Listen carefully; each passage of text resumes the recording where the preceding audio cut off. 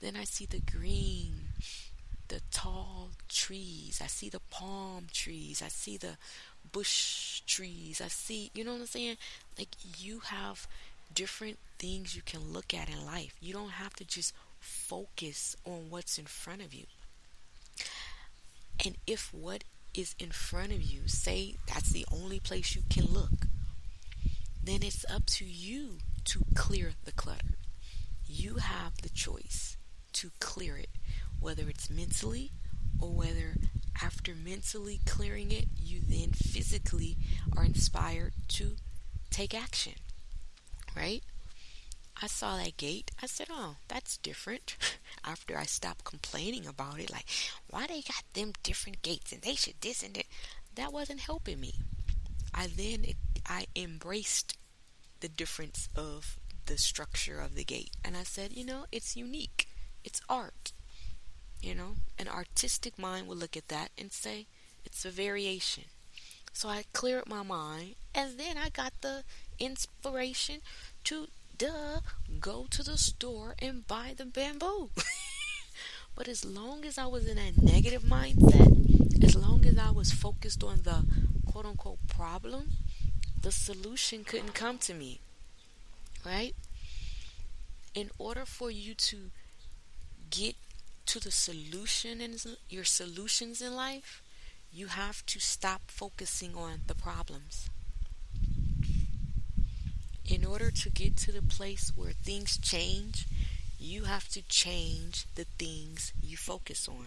Change the things you look at. I remember years ago, when I was younger, because like I said, you grow up, you don't know. You're thinking, everyone has to respond or react to you a certain way, right? So, wake up in the morning with family members and they don't speak. You were taught, you wake up, you say good morning, right? Now, sometimes it's from the same people who taught you that you have to endure the opposite of what you were taught, which really confuses you, right? You were taught to say thank you by your parents, and then you give your mom or your dad something and they don't say thank you, and you're like, huh? Right? So it's like, what? Huh? Confused, right?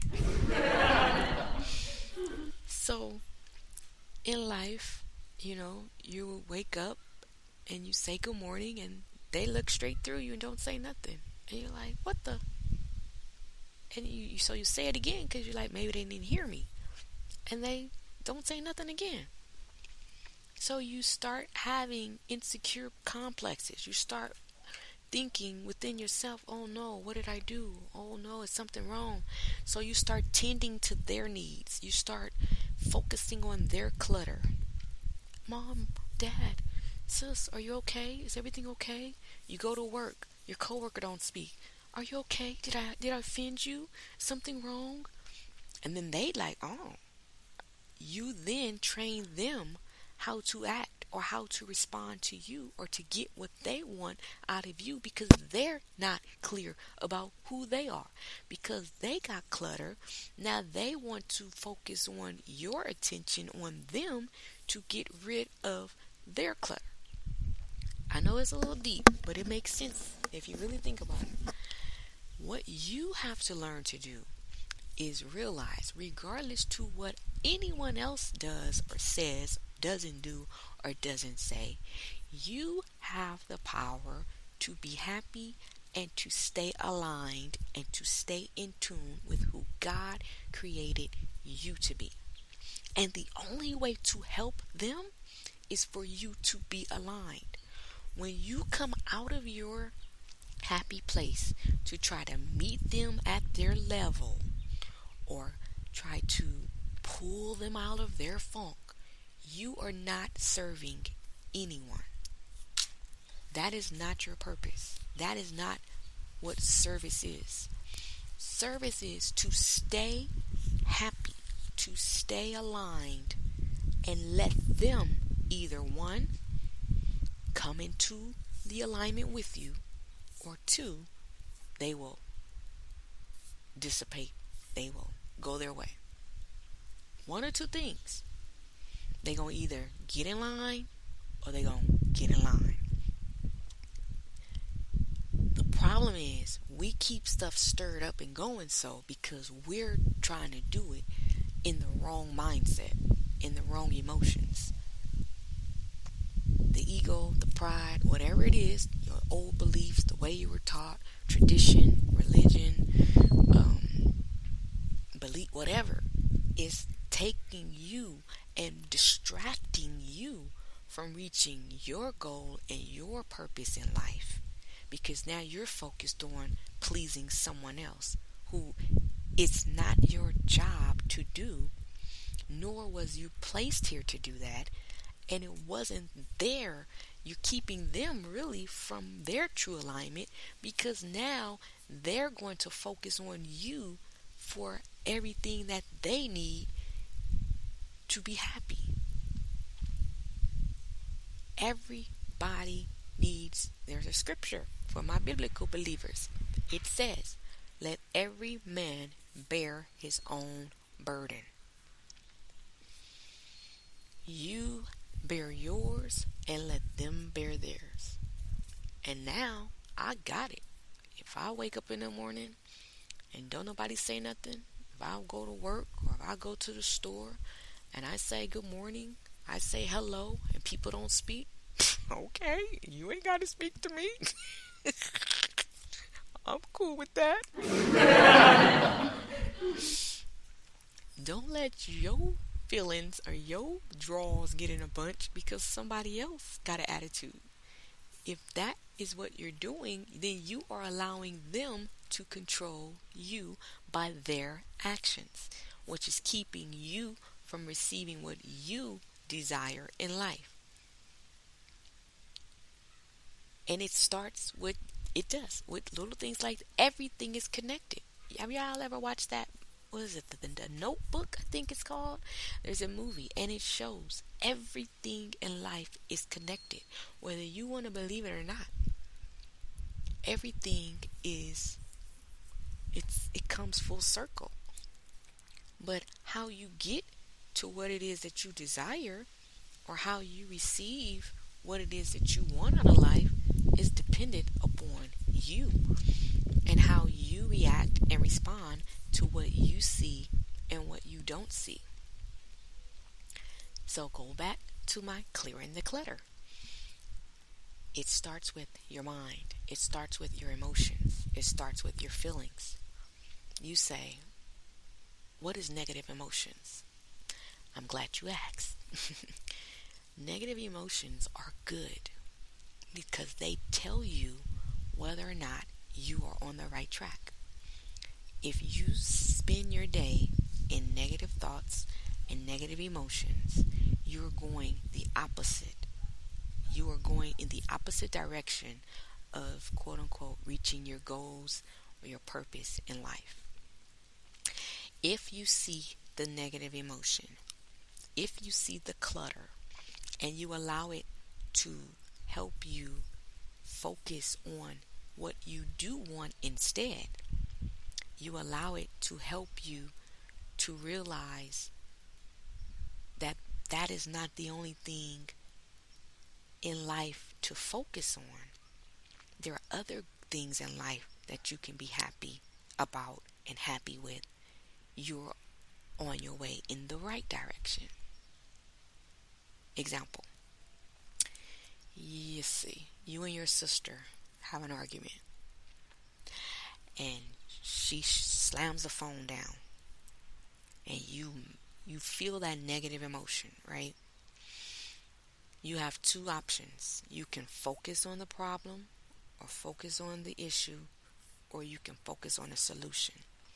You say, well, what's the solution? In our human mind, what we have come to think a solution is to pick the phone back up, call her back, and demand her to talk to you. We gonna work through this. No, you gonna listen to me and I'm gonna listen to you. That's not the solution. Or what you think a solution is to call your brother and tell your brother what happened and have your brother call your sister and or you call your pastor and you tell your Now, I use a scenario of your sibling, but it could go for your spouse, it could go for your mom or dad, it could go for your coworker, it could go for a member at the church, it could go for somebody on the job with your boss. It does not matter who it is. The process is still the same. There's a solution and there's a problem. And in order to get to a solution, you cannot focus on the problem. In order to get to the solution of it, say, "Oh, okay, she's a little upset. Well, I don't want that. So now I know what I do want. So let me go watch a movie.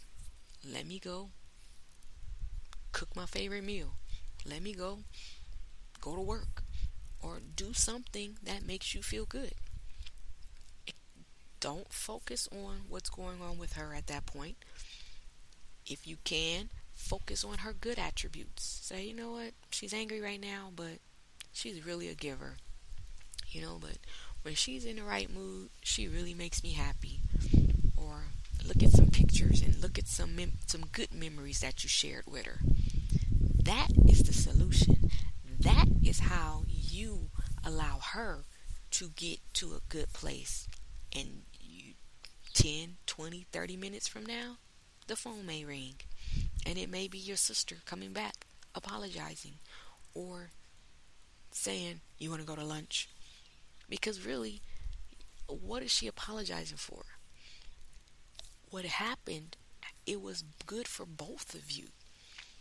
Things in life it's everything works out. All things work together for good. If that is to be true, then why do we look for things to always go a certain way in order for us to look at it as good? No matter what is happening, no matter what you see, what you hear, it's still all good.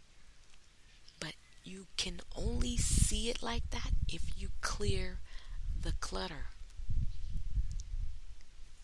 If you have a room, if you have an office and it got paper everywhere, clean it up. Shred the paper. Just that one act can help clear your mind and help you think more, help you focus better, help you breathe, help you relax. I'm telling you, when I got started cleaning my house, I said, "Lord, what have I done?" Like literally. I had stuff everywhere, but I didn't stress over it. I didn't complain. I took it one day, 1 hour at a time. If I started getting frustrated, I stopped. I went and I did something else that made me happy. And then I got inspired and I did something else. And then I got inspired and then if the inspiration came back and I went back, then I started back cleaning and bam, I finished. Then I went to the next part. Then I went to the next part. And before I knew it, I had rearranged my cabinets. I had restructured my it came out beautiful. A design that looked like it should have been that way from the start. Like everything fit. And as I have a song I used to sing with my son, everything is in its proper place. And it's my husband has his nice little man space in the living room. He don't have to be in a garage.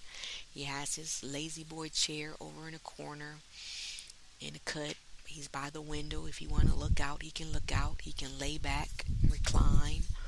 He can watch television. I set up the other TV.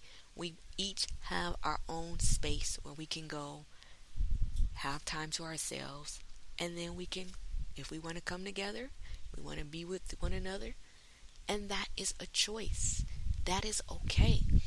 One thing I find in relationships is people think that when they get married, they must 24/7 be connected at the hip. Look back at your grandparents. Look back at